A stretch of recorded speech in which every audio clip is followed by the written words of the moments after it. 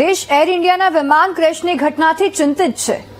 Aviation expert એ ક્યાસ લગાવવા પ્રયત્ન કરી રહ્યા છે કે દુનિયામાં ક્યારેય ન બનતી ઘટનાઓમાં અમદાવાદમાં બનેલી આ ઘટનામાં ટેક ઓફ થયાના 45 સેકન્ડમાં જ બોઈંગનું 787 વિમાન આખરે તૂટી કેમ પડ્યું?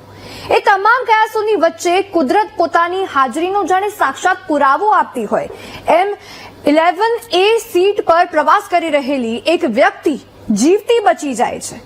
એ પરિસ્થિતિ કેવી છે, એ વિડીયો કેવા છે, એ દ્રશ્યો અમે તમને બતાવીએ। એ દ્રશ્યો તમે જોઈને ચોંકી જશો। આ એ જ વ્યક્તિ છે, આ એ જ વ્યક્તિ છે કે જે એ ફ્લાઇટમાં સવાર હતા, એ ફ્લાઇટ ક્રેશ થઈ, એમાં જીવિત બચી ગયા છે અને પોતાના પગ પર ચાલી રહ્યા છે। આ પરિસ્થિતિ કેવી હતી, શું હતો, કેવી રીતે એ ચમત્કાર થયો, શું આખી ઘટના છે, મારા સહયોગી અંકુર પણ અમારી સાથે ઉપસ્થિત છે, આપને સમજાવશે। પણ એ પહેલા તમે આ જે દ્રશ્યો જોઈ શકો છો કે એકમાત્ર આ એ વ્યક્તિ છે કે જે બચી ગયા છે। આ વ્યક્તિનું નામ રમેશ વિશ્વાસ કુમાર છે કે જેના પર એવિએશન એક્સપર્ટ પણ વિશ્વાસ કરવા તૈયાર નથી। એવિએશન એક્સપર્ટ માનવા તૈયાર નથી કે આ વ્યક્તિ એ ફ્લાઇટમાં સવાર હતા। આ બ્રિટિશ નાગરિક છે। બ્રિટિશ નાગરિક રમેશ વિશ્વાસ કુમાર એ 242 મુસાફરોમાંથી એક હતા। 241 લોકોના મોત થયા છે, પણ આ એક વ્યક્તિ જીવિત બચી ગયા છે। આ સુખદ આશ્ચર્ય જ કહેવાય કે આ ઘટનામાં અત્યાર સુધીમાં એકમાત્ર વ્યક્તિ જીવિત બચી ગયા હોય તો આ છે। તમે જે વિડીયો જોઈ રહ્યા છો, આ એ જ વ્યક્તિ છે, પોતાના પગ પર ચાલી રહ્યા છે। એમનો બોર્ડિંગ પાસ, એમનો પાસપોર્ટ એ પુરાવો છે કે એ આ વિમાનમાં સવાર હતા। વિમાન ટેક ઓફ થયાના સીસીટીવી રમેશ વિશ્વાસ કુમારના જીવતા હોવાના વાસ્તવિક પુરાવાઓની સામે મિથ બસ્ટરનું કામ કરે છે। આ દ્રશ્યો તમે જોઈ શકો છો। આ સીસીટીવી જે ભયાવહ છે, જે વિમાન જે રીતે ટેક ઓફ થઈ રહ્યું છે ને પછી એકદમથી ક્રેશ થશે, વિસ્ફોટ થશે, એ વિમાનમાં રમેશ વિશ્વાસ કુમાર પણ સવાર હતા। જે રીતે ક્રેશ થયું આ વિમાન, એવી આશા જ ન હતી કે કોઈ વ્યક્તિ બચશે। એ માત્ર 45 સેકન્ડમાં જ આ વિમાન ક્રેશ થઈ જાય છે, અગન જ્વાળાઓમાં ફેરવાઈ જાય છે। જે જીવતા બોમ્બમાં ફેરવાઈ ગયું વિમાન, એ વિમાનના ક્રેશમાં એ વ્યક્તિ બચી ગયા। તમે આ દ્રશ્યો જુઓ કેવી રીતે ટેક ઓફની 45 સેકન્ડમાં જ આ વિમાન આખું બ્લાસ્ટ થાય છે। સીસીટીવી એ પુરાવો છે, કુદરતની હાજરીનો સાક્ષાત પુરાવો આપણને આજે મળ્યો છે। અમારી સાથે સહયોગી અંકુર પણ છે, જે તમને સમજાવશે કે કેવી રીતે આખો આ ચમત્કાર થયો, શું હતી આખી ઘટના। જી અંકુર। બિલકુલ કશિશ, આના ઉપરથી એ સાબિત થાય છે, આપણા ગુજરાતીમાં એક કહેવત છે, રામ રાખે તેને કોણ ચાખે। અને અહીંયા તમારે માનવું જ પડે કે કુદરત એ ક્યાંક ને ક્યાંક છે અને એ કુદરતના અસ્તિત્વને જ કારણે એક વ્યક્તિ એ જીવતી બચી છે આ ઘટનામાં। હવે આ જે આખી પ્લેન દુર્ઘટના બની અને ખાસ તો જે સીટ નંબર 11A, હવે આમાં જે એવિએશનના જે એક્સપર્ટ છે એ અત્યારે એ પાણી પી ગયા છે, કારણ કે એવિએશન એક્સપર્ટ માનવા માટે તૈયાર નથી કે આવડો મોટો બ્લાસ્ટ અને આ જે રમેશ વિશ્વાસ કુમાર જેની એ સીટ 11A સીટ, અને લગભગ એ હું તમને બતાવીશ પણ ખરો, ચિત્ર પરથી સમજાવવાનો પ્રયત્ન કરીશ કે એ જે 11A સીટ એ લગભગ વિમાનના આગળના ભાગમાં એ 11A સીટ આવે છે। અને એવિએશન એક્સપર્ટ એવું કહેતા હોય છે કે જ્યારે પણ પ્લેન ક્રેશની ઘટના બને ત્યારે પાછળ જે યાત્રિકો બેઠા હોય છે તેમના બચવાના 20%, એમાં પણ 20% ચાન્સીસ હોય છે, પણ આગળના ભાગમાં જેટલા પણ યાત્રિકો છે તેમના બચવાના ચાન્સીસ ખૂબ ઓછા હોય છે। અને જે રીતે આજે આ ચમત્કાર થયો છે, અને એટલા જ માટે કહેવાય છે કે કુદરત ક્યાંક ને ક્યાંક છે, અને જેના કારણે આ રમેશ વિશ્વાસ કુમાર એ બચી ગયા છે। હવે એ આપણે ખાસ તો ગ્રાફિક્સના માધ્યમથી આ સમજવાનો પ્રયત્ન કરીશું કે આ જે બોઈંગ 787-8 ડ્રીમ લાઇનર અને 242 માંથી ફક્ત એક જીવિત, અને આ કેવી રીતે બન્યું એ સમજવાનો ખાસ તો અહીંયા પ્રયત્ન કરવો છે। હવે જે 11A સીટની જે વાત કરે છે, 11A, હવે આ જે આખું પ્લેન છે, આ પ્લેન અને એમાં રમેશ અજય કુમાર એ સીટ નંબર 11J માં બેઠા હતા, અને અહીંયા બેઠા હતા રમેશ વિશ્વાસ કુમાર 11A માં અહીંયા બેઠા હતા। અને હવે એવિએશન એક્સપર્ટ એવું કહે છે કે આ જે પ્લેનનો જે પાછળનો જે ભાગ છે અને એવા જે મુસાફરો એમાં 20% ચાન્સીસ એવા હોય છે કે એ પાછળના પેસેન્જરો બચી જતા હોય છે કોઈ એવા કેસમાં, અને એ માત્ર 20% ચાન્સીસ હોય છે બચવાના। પણ આગળનું જે ભાગ હોય છે ત્યાં આ ચાન્સીસ ખૂબ ઘટી જાય છે। અને સૌથી મહત્વપૂર્ણ બાબત એ છે કે આ જે વચ્ચેની સીટનો જે ઉલ્લેખ કર્યો છે, કારણ કે આ તરફ તો જે એમના ભાઈ બેઠા હતા રમેશ અજયકુમાર, તેઓ તો નથી બચી શક્યા, પણ 11A નંબરની સીટ ઉપર જે રમેશ વિશ્વાસકુમાર બેઠા હતા અહીંયા, અને એ બચી ગયા છે. વિચાર કરો, ભયાવહ વિસ્ફોટ. હવે બીજી એક બાબત, ટેકનિકલ બાબત એ પણ છે કે આની નીચેથી એ જે ફ્યુઅલ લાઇન્સ એ અહીંથી પસાર થતી હોય છે એ પ્લેનની નીચેથી, અને એ જગ્યા એ ખૂબ એ સેન્સિટિવ ઝોન એને માનવામાં આવતી હોય છે. આ જે આખી જગ્યા છે એને સેન્સિટિવ ઝોન માનવામાં આવે છે. અને જ્યારે પણ બ્લાસ્ટ થાય, એવિએશન એક્સપર્ટ એવું કહે છે કે જ્યારે પણ બ્લાસ્ટ થાય અહીંથી ટુકડા થાય છે અને ત્યારબાદ અહીંયા જ ભયાવહ એ બ્લાસ્ટ થાય છે. અને એ આ ઘટનામાં આપણે જોયું પણ ખરું, કારણ કે જેવું એ ટેક ઓફ કરે છે અને ટેક ઓફ કર્યાના લગભગ 2 જ મિનિટની અંદર એ પ્લેન ક્રેશ થાય છે. અને જે પાછળનો પૂંછનો ભાગ છે, આ જે પાછળનો પૂંછનો ભાગ છે એ બીજે મેડિકલની જે મેસ છે એ મેસ ના જે છત છે ત્યાં એ ટકરાય છે. આગળનો ભાગ એ બ્રેક થઈ જાય છે, આ ભાગ આખો બ્રેક થઈ જાય છે, અને આ આખો એ જે ભાગ છે એ જે સામે જે રેસિડેન્ટ ડોક્ટર્સ ને ઇન્ટર્ન ડોક્ટરના રેસિડેન્ટ છે તેને જઈને અથડાય છે, ને ત્યાં એ બ્લાસ્ટ થાય છે. વિચાર કરો કે રમેશ વિશ્વાસકુમાર એ ભાગમાં, જે સેન્સિટિવ ભાગ કહેવામાં આવે છે પ્લેનનો, એ સેન્સિટિવ ભાગમાં એ રમેશ વિશ્વાસકુમાર બેઠા હતા, ને એ આ ઘટનામાં બચ્યા છે. ને એટલા જ માટે એ એવિએશન એક્સપર્ટ માથું ખંજવાળી રહ્યા છે કે આ કેવી રીતે બની શકે. કારણ કે બનવું એવું જોઈએ કે પાછળ, કારણ કે ચર્ચા પણ એવી હતી, લોકો એવું પણ માની રહ્યા હતા, કારણ કે જયારે પહેલો એમનો વિડીયો સામે આવ્યો ત્યારે લોકો એ પણ ચર્ચા કરી રહ્યા હતા, માની રહ્યા હતા કે કદાચ એ પાછળ બેઠા હોઈ શકે ને એટલા માટે એ બચી ગયા હોય. પણ સૌથી મહત્વપૂર્ણ આશ્ચર્ય આપણે પામી જઈએ એવી આ ઘટના, ને એમાં વચ્ચે એ રમેશ વિશ્વાસકુમાર બેઠા હતા ને એમાં તેઓ બચ્યા છે. આ જે ભાગ છે બિઝનેસ ક્લાસનો એ ભાગ છે, આ તરફ એ ક્રૂ મેમ્બર્સનો એ ભાગ હોય છે, આ તરફ પાયલોટ અહીંયા તેમનું કામ કરતા હોય છે, અને આ જે આગળનો ભાગ હોય છે એના ચાન્સીસ ખૂબ ઓછા હોય છે બચવાના. અને એ થયું છે ને 242 મુસાફરો, ક્રૂ મેમ્બર સાથેના 242 મુસાફરો, અને એમાંથી આ એક વ્યક્તિ રમેશ વિશ્વાસકુમાર એવી છે કે જે બચી ગઈ છે.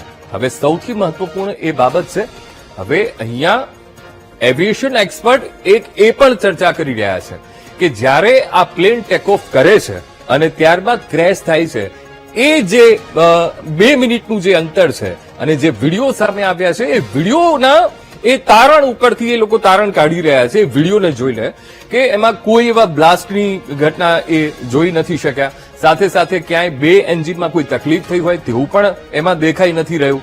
એટલે બર્ડ હિટ એક કારણ આપી રહ્યા છે કે એવું કોઈ કારણ હોઈ શકે. હવે ખરું કારણ તો બ્લેક બોક્સ જે આ બોઈંગ 787 જે પ્લેનમાં લાગેલા હોય છે, અને ટાઇટેનિયમની બોડીથી એ બ્લેક બોક્સ એ બનાવવામાં આવતા હોય છે, અને એમાં બધી જ માહિતીનો સંગ્રહ થતો હોય છે. જ્યારે એ પરિસ્થિતિ સર્જાય છે, એ આ પાયલોટની કેબિનમાં એ બ્લેક બોક્સ એ ત્યાં એ રાખવામાં આવતું હોય છે, કે જ્યારે આવી ઘડીઓ જ્યારે આવતી હોય છે, અને એ ઘડીઓમાં જ્યારે પાયલટે એક નિર્ણય લેવાનો હોય છે, ત્યારબાદની જે વાતચીત, જે છેલ્લા સમયની જે વાતચીત થતી હોય છે, એ વાતચીત એ બ્લેક બોક્સમાં એ રેકોર્ડ થતી હોય છે. અને અત્યારે એ શોધવાનો પણ અત્યારે પ્રયત્ન કરવામાં આવી રહ્યો છે. એટલે આ એક ચમત્કાર જ કહી શકાય ને. એવિએશન એક્સપર્ટ પણ એ માની રહ્યા છે કે આ ચમત્કારથી કંઈ ઓછું નથી કે રમેશ વિશ્વાસકુમાર કે જે 11A નામની એ સીટ નંબર પર બેઠા હતા અને એ એમાંથી જીવતા બચ્યા છે, અને પોતાના પગેથી ચાલીને તેઓ એમ્બ્યુલન્સ સુધી પહોંચ્યા છે. વીટીવીના દર્શકોને નમસ્કાર. ત્રિનેત્ર સાથે હું છું કશિશ. ત્રિનેત્રની શરૂઆત કરીએ. ગુજરાતના ઇતિહાસમાં સૌથી મોટી વિમાન દુર્ઘટના અમદાવાદમાં આજે બની છે, જેમાં એર ઇન્ડિયાનું પેસેન્જર વિમાન ક્રેશ થઈ ગયું. અમદાવાદ એરપોર્ટ પરથી હજુ તો ટેક ઓફ થયું જ હતું કે 2 જ મિનિટમાં વિમાન ટેકનિકલ ખામીના કારણે અમદાવાદ શહેરની વચ્ચે સિવિલ હોસ્પિટલમાં આવેલા આઈજીપી કમ્પાઉન્ડમાં ક્રેશ થઈ ગયું છે. ક્રેશ થતાની સાથે જ વિશાળ વિસ્ફોટ પણ થયો, જેને દૂર દૂર સુધી લોકોએ જોયો અને સાંભળ્યું. નજરે જોનારાની તો જાણે ઊંઘ જ ઉડી ગઈ, કારણ કે આ વિમાનમાં 242 પેસેન્જર સવાર હતા, અને આ દુર્ઘટનામાં માત્ર 1 પેસેન્જર બચ્યો છે. એક પણ પેસેન્જર બચી શકે એવી પરિસ્થિતિ જ નથી. ત્યારે કેવી રીતે બની વિમાન ક્રેશની દુર્ઘટના, ક્યાં થયું વિમાન ક્રેશ, કેવા હતા એ ભયાનક દ્રશ્યો, આવો જોઈએ આ રિપોર્ટમાં.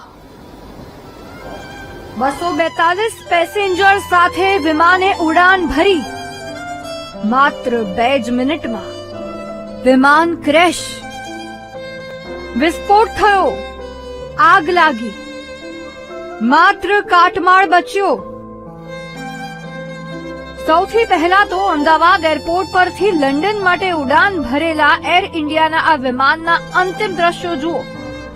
એરપોર્ટ પરથી હજુ તો ઉડાન ભરી હતી કે ટેકનિકલ ખામી સર્જાઈ અને કોઈ કઈ સમજે તે પહેલા તો માત્ર 2 જ મિનિટમાં વિમાન અમદાવાદ શહેરના મેઘાણીનગરમાં આવેલ આઈજીપી કમ્પાઉન્ડમાં ક્રેશ થઈ ગયું. ક્રેશ સાથે જ એટલો મહાવિસ્ફોટ થયો કે દૂર દૂર સુધી તેને જોઈ શકાયો. વિસ્ફોટ થતાની સાથે જ વિમાન આગમાં ખાખ થઈ ગયું અને તેમાં સવાર મોટા ભાગના પેસેન્જરના મોત થયા. જરા એનિમેશનથી પણ સમજો કે કેવી રીતે વિમાન બપોરે 1:38 ટેક ઓફ થયું અને માત્ર 2 જ મિનિટમાં એટલે કે 1:40 ક્રેશ થયું.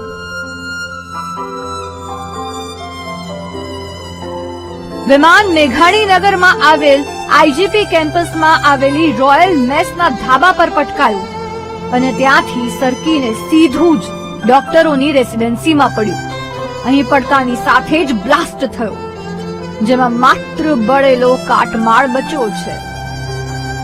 વિમાન ક્રેશ થતાની સાથે જ આસપાસના વિસ્તારમાંથી લોકો દોડી આવ્યા. લોકોએ ફાયર વિભાગની રાહ જોયા વગર જ રેસ્ક્યુ ઓપરેશન શરૂ કરી દીધું. ફસાયેલા લોકોને બહાર કાઢીને સિવિલમાં ખસેડ્યા. જોત જોતામાં ફાયરની સાથે સાથે પોલીસ, બીએસએફ અને તંત્રની ટીમો દોડી આવી અને રેસ્ક્યુ હાથ ધરાયું. એમ્બ્યુલન્સના સાયરનથી જાણે સિવિલ કેમ્પસ ગુંજી ઉઠ્યું.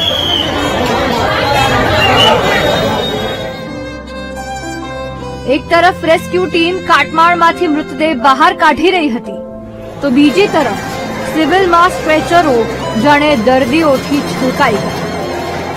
વિમાન દુર્ઘટનામાં કેટલાક મૃતદેહોના તો માત્ર અંગો બચ્યા. કોઈને પણ ઓળખવા મુશ્કેલ છે. દ્રશ્યો ખૂબ જ હૃદય કંપાવનારા છે જે અમે આપને બતાવી શકતા નથી. તો જેમણે નજરો સામે આખી ઘટના જોઈ તેમની હાલત શું હશે તે તમે સમજી શકો છો. એર ઇન્ડિયાનું જે 171 બોઈંગ વિમાન ક્રેશ થયું છે તે અંગે વાત કરીએ તો વિમાનમાં પેસેન્જર્સ અને ક્રૂ મેમ્બર્સ 242 હતા, જેમાં 128 મેલ અને 114 ફિમેલ પેસેન્જર્સ હતા.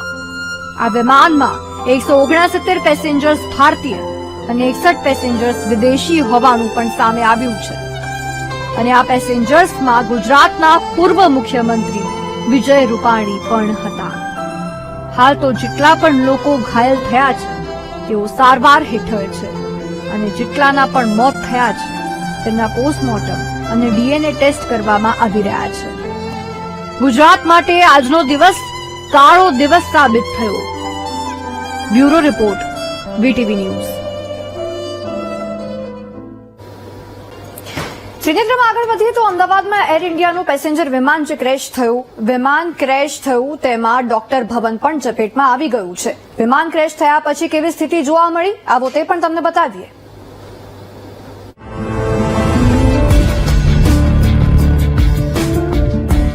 જિંદગીની છેલ્લી ઉડાન.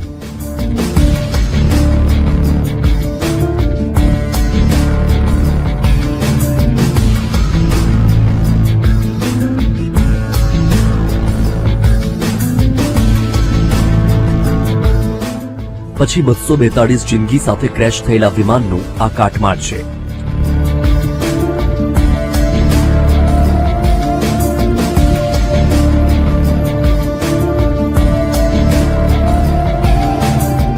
દ્રશ્યો જોતા તમારા રૂવાટા ઉભા થઈ જશે. વિમાનનું નામો નિશાન નથી. કાટમાળ પડ્યો છે. આગમાં જે બચ્યું તે પણ સળગી રહ્યું છે. ફાયરના જવાન, પોલીસના જવાન, બીએસએફના જવાન, કોઈ બચ્ચું હોય તો તેને બચાવવા માટે દોડધામ કરી રહ્યા છે.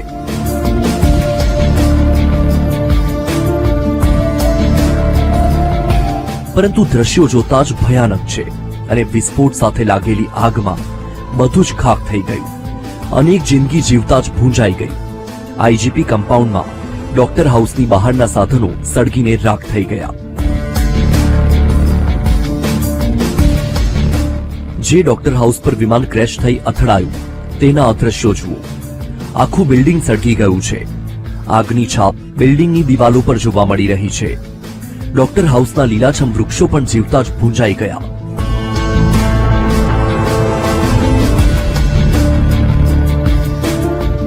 બચ્ચું છે તો માત્ર કાટમાળ.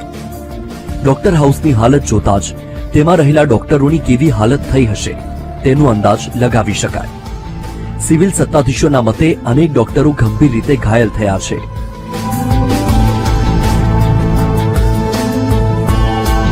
તો જેમણે નજરે ઘટના જોઈ છે તેમણે ડોક્ટરોએ કેવી રીતે પોતાના જીવ બચાવ્યા તે વર્ણવ્યું. માહોલ તો એટલો ડરામણો હતો ને કે જિંદગીમાં પહેલી વખત મેં આવું જોયું છે. કારણ કે કોઈ શક્ય જ નતું. એની આગ એટલી હતી, ગોટા એટલા હતા કે કોઈ દેખાય જ નહીં આપણને. પણ જે ફ્લાઇટ ડોક્ટર હાઉસ છે ને એમાંથી ડોક્ટરોને ઉતારવા માટે ચાદરો બાંધી નીચે ઉતાર્યા છે. પેલી સાઈડ તો ઉતરાય એવું જ નતું. એ આ સાઈડ ચાદરો સાડીઓ લોકો આપી છે, સેવા કરી છે અને બાંધી બાંધી નીચે જે ત્રીજા માળ બીજા માળ વાળા હતા ને એ ડોક્ટરો એવી રીતના ઉતર્યા છે. એ નજરે અમે જોયું છે. ઘટના પછી સૌથી પહેલા આસપાસના લોકો બચાવ કામગીરી માટે દોડી ગયા હતા. તેમની સાથે વાત કરી તો ભયાનક દ્રશ્યોનું વર્ણન સાંભળવા મળ્યું. ડોક્ટર હાઉસની હાલત એટલી ખરાબ છે. કાટમાળ હટાવતી વખતે પણ બિલ્ડિંગ ધ્રુજી રહ્યું છે. પ્લેન આ બાજુથી આવતું હતું. 1:38 ની આસપાસ ઉપડ્યું અને 5 કે 7 મિનિટનું અંતર હતું. અહીંયા ક્રોસ થયું, પાણીના ટાંકા સાથે અથડાયું. ત્યાં 4 માળની બિલ્ડિંગ હતી, એની જગ્યાએ 2 માળની થઈ ગઈ છે. ત્યાંથી અથડાતું આવ્યું, સીધું અહીંયા આગળ ઠોકાયું. અને આ બિલ્ડિંગની બી એ પરિસ્થિતિ છે કે જે ધ્રુજી રહી છે આખી. જે જેસીબી અને ક્રેન એ પણ બહુ સાવધાનીપૂર્વક અહીંયા ચલાવવામાં આવે છે. અને જ્યારથી અમે જોઈ રહ્યા છીએ ત્યાંથી ડેડ બોડી નીકળે છે. બિલ્ડિંગમાં રિયાસી બિલ્ડિંગ હતી. ડોક્ટર હાઉસ તરીકે અમુક 15-20 ડોક્ટરો જે હતા એ અહીંયા રહેતા હતા.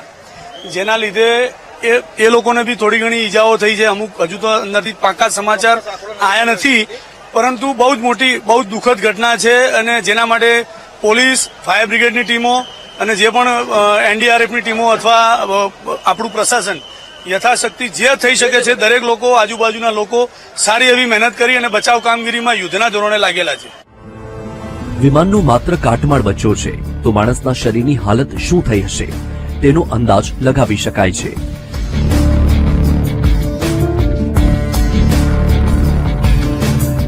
કેટલી જિંદગી ભૂંજાઈ તેનો હજુ ચોક્કસ આંકડો નથી આવ્યો, પરંતુ એટલું નક્કી છે કે વિમાનમાં સવાર લોકોમાંથી ભાગ્યે જ કોઈ બચ્યું હશે. Bureau report, VTV news.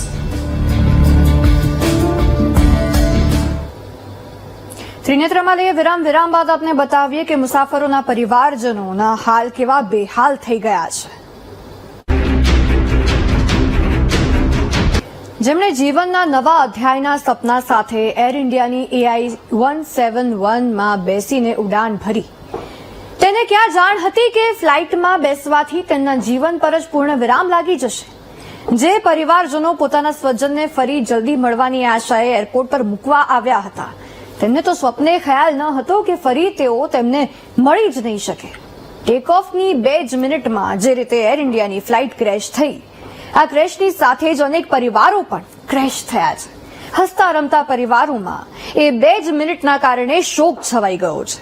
કેટલાય પરિવારજનો તો સમજી નથી શકી રહ્યા કે પળભરમાં આ શું થઈ ગયું.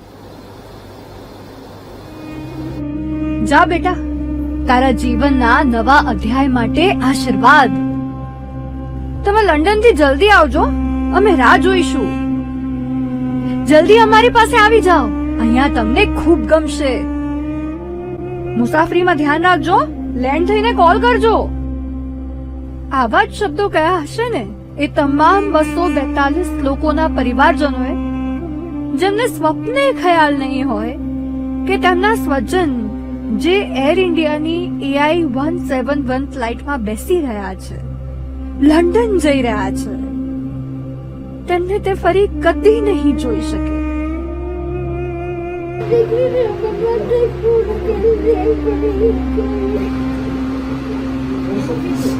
हमारी बहन जा रही थी लंदन, 1 बजे जा रही थी, 1:10 की फ्लाइट थी और जा रही थी लंदन. कि लंदन जाने से पहले ही क्रैश हो गया प्लेन. આ ભાવનાબેન છે. એમના બેન આ ફ્લાઇટમાં સવાર હતા. તેઓ શોધી રહ્યા છે કે કોઈ માહિતી આપે તેમને કે તેમની બેન જીવિત બચી છે કે નહીં. જો આ પરિવારજનો ખૂબ રડી રહ્યા છે પોતાના એ સ્વજન માટે જે આ પ્લેન ક્રેશમાં જીવિત બચ્યો છે કે નહીં, તેઓને નથી ખબર. એ પળને કોસી રહ્યા છે કે જ્યારે તેમના સ્વજન એ ફ્લાઇટમાં બેઠા. એક જ પરિવારના 5 લોકો આ ફ્લાઇટમાં સવાર હતા. વિચારો કેવી મનોસ્થિતિ હશે આ પરિવારની. આ દ્રશ્યો જ બધું કહી દે છે. બપોરે પ્લેન ક્રેશ થયું અને સાંજ સુધી મુસાફરોના પરિવારજનો સિવિલ હોસ્પિટલ આવી ગયા. ખબર છે કેમ? કારણ કે પરિસ્થિતિ એવી હતી ને કે ક્રેશમાં મુસાફરો એવી રીતે બળીને ખાખ થયા છે કે ઓળખ કરવી પણ મુશ્કેલ બની છે. DNA ટેસ્ટ કરીને મૃતદેહોની ઓળખ કરવાની ફરજ પડી છે, જેના માટે ફોર્મ ભરવા મુસાફરોના પરિવારજનો આવ્યા છે. જો આ બહેનની આ અશ્રુ ભીની આંખોને જો. એક શબ્દ કહ્યા વગર બધું જ કહી જાય છે આ આંખો.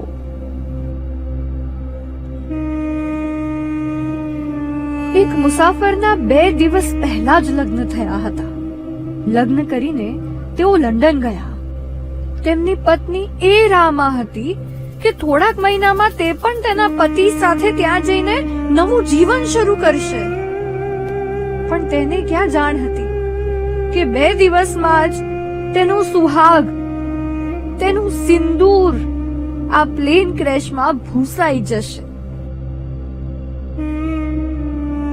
ત્યાં જ રહે છે, અહીંયા આયા હતા, લગ્ન કરવા આયા હતા. હજુ 2 દાડા પહેલા જ લગ્ન જ થયા હતા. બસ પહેલા લગ્ન કહે છે તમારી. મારી બેન છે આ.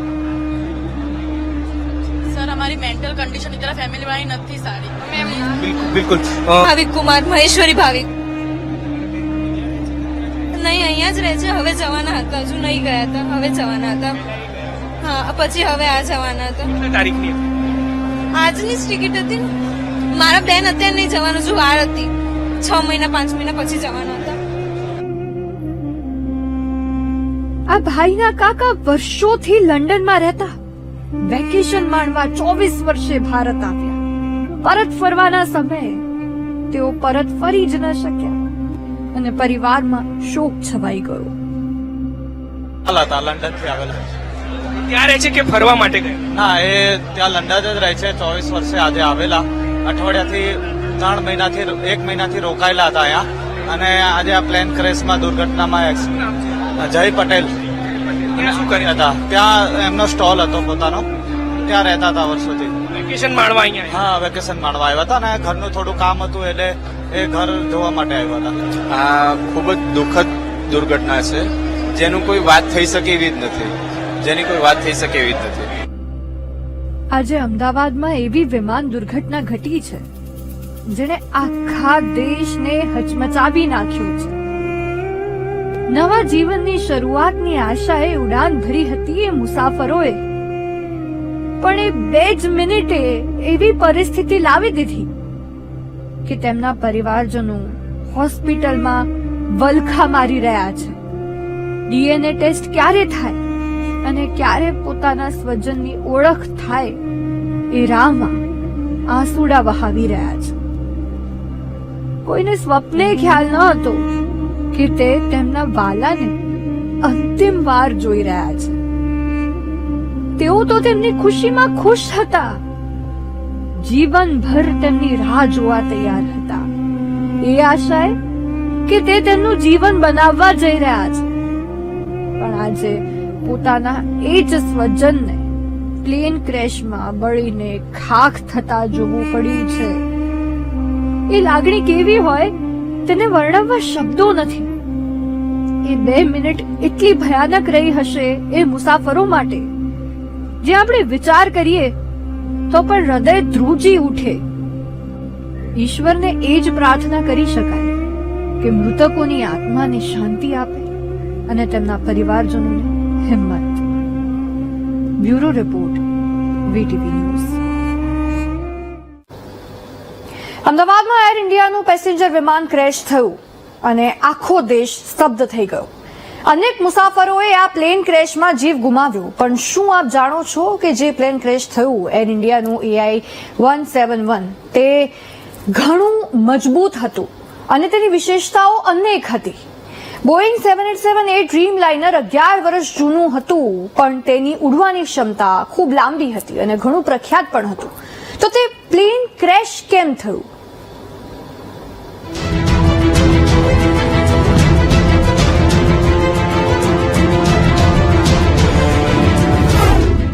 અમદાવાદમાં પ્લેન ક્રેશ. એર ઇન્ડિયાનું AI-717 થયું ક્રેશ. શું હતી આ વિમાનની વિશેષતાઓ?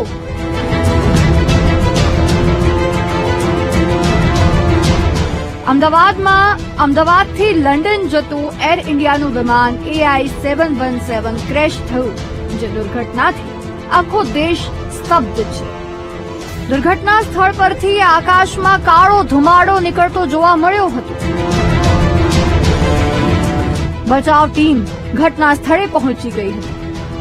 અમદાવાદ એરપોર્ટ પરથી વિમાન ઉડાન ભર્યા પછી તરત જ તે નીચે તરફ ગયું, બ્લાસ્ટ થયો અને મેઘાણીનગર પાસે ક્રેશ થઈ ગયું હતું.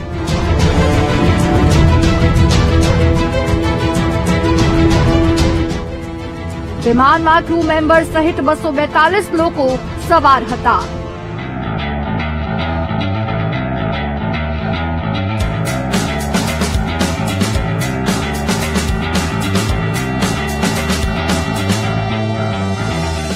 બોઈંગ 787 ડ્રીમ લાઇનરનું ડિઝાઇન કરેલા વિમાનનું આયુષ્ય 44,000 ફ્લાઇટ સાયકલનું છે, જે તેને 30 થી 50 વર્ષનું સંભવિત આયુષ્ય આપે છે. જ્યારે મોટાભાગના કોમર્શિયલ જેટ એટલા લાંબા સમય સુધી સેવામાં રહેતા નથી.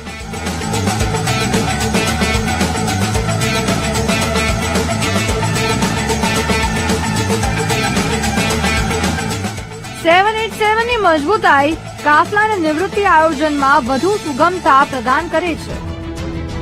અમદાવાદમાં ક્રેશ થયેલ વિમાન ફક્ત 11.5 વર્ષ જૂનું હતું. બોઈંગ 787 ડ્રીમ લાઇનર એક પહોળું, મધ્યમ કદનું અને લાંબા અંતરનું વિમાન છે, જે 210 થી 250 સીટ સાથે 8,500 નોટિકલ માઇલ સુધી મુસાફરી કરી શકે છે. તે 20% ઓછા ઇંધણ વપરાશ સાથે ડિઝાઇન કરવામાં આવ્યું છે, જે પર્યાવરણ માટે પણ સારું છે.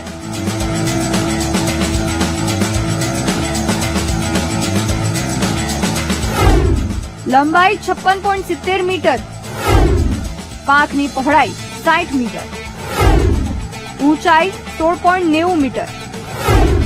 એન્જિન 2 એન્જિન, સામાન્ય રીતે જનરલ ઇલેક્ટ્રિક અથવા રોલ્સ રોયસ. બળતણ ક્ષમતા 1,26,206 લીટર.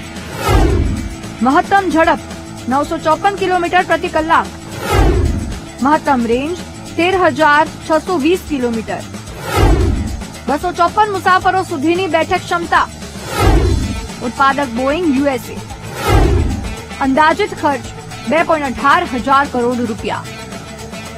અમદાવાદથી લંડનની ફ્લાઇટ લગભગ 7,000 કિલોમીટરની છે. તે 787 ડ્રીમ લાઇનર માટે એકદમ યોગ્ય છે. આ વિમાન આરામદાયક અને કાર્યક્ષમ હતું.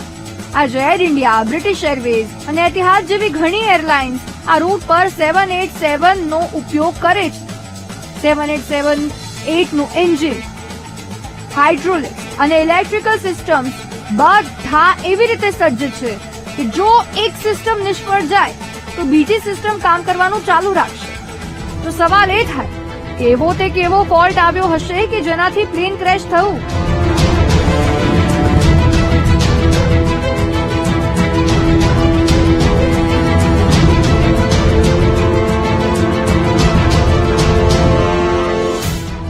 આ સવાલનો જવાબ તો તપાસ બાદ જ મળશે, પરંતુ આ પ્લેન ક્રેશ અનેક ઘરોમાં શોક જરૂરથી લાવી દીધું છે. Bureau report, BTV news.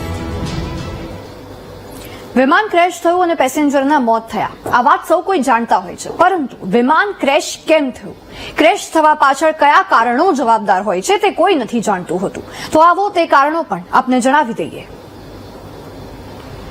અમદાવાદમાં એર ઇન્ડિયાનું પેસેન્જર વિમાન ક્રેશ થયું, જેમાં સવાર મોટા ભાગના લોકોના મોત થયા.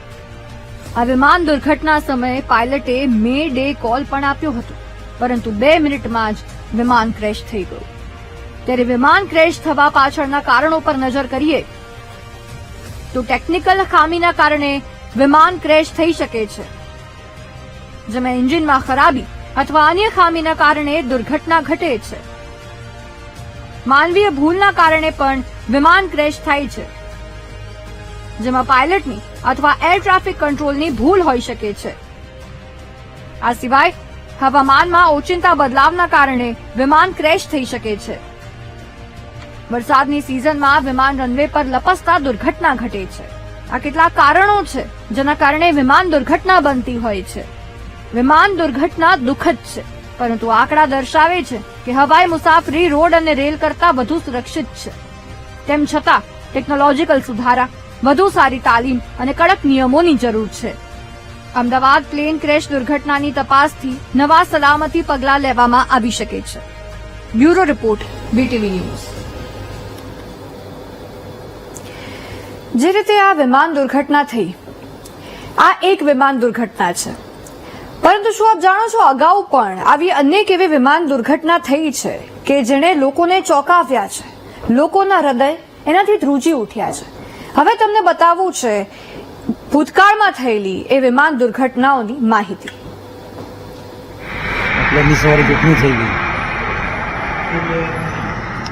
અમદાવાદથી લંડન જઈ રહેલું એર ઇન્ડિયાનું પેસેન્જર વિમાન ટેક ઓફ થયાની 2 જ મિનિટમાં ક્રેશ થયું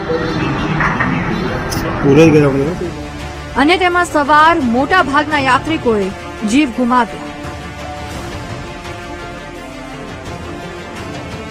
વિમાન આગમાં ખાખ થઈ ગયું છે. જો કે આ પહેલી ઘટના નથી. દેશ આઝાદ થયો ત્યાર પછી અનેક પ્લેન ક્રેશની ઘટનાઓ બની છે, જેમાં હજારો લોકોએ જીવ ગુમાવ્યા છે.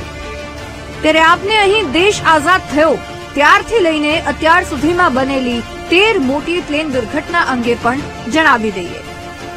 ભારતમાં પહેલી મોટી વિમાન ક્રેશની દુર્ઘટના 12 જુલાઈ 1994ના રોજ મહારાષ્ટ્રના ઘાટકોપરમાં બની હતી.